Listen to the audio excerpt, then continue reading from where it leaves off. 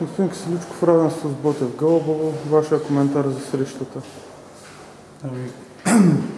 Разочарован съм от резултата и от играта. Очаквах да победим, очаквах да бъдем по-агресивни, очаквах да бъдем по-комбинативни, по-креативни с топката. Не се получи абсолютно нищо. И съвсем логично не можахме да спечелим. Създаде се впечатление, че Черноморец започна да играе след като получи гол. Защо се получи така? Според мен Черноморец въобще не започна да играе.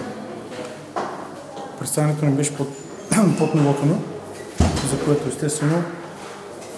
от което естествено не сме доволни. Имаше според мен някакво пренавиване по отбора, с което естествено не искам да оправдавам нашите действия.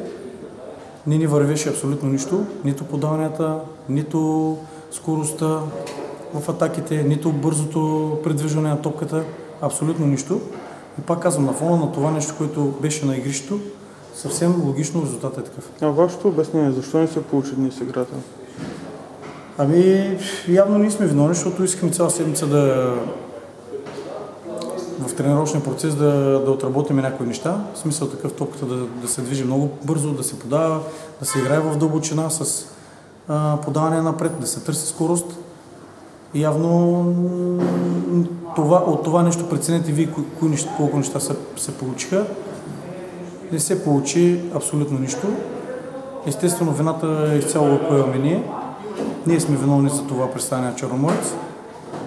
Надявам се, това са футболистите на отбора, надявам се с течение на времето да се подобри играта и естествено да отни резултат.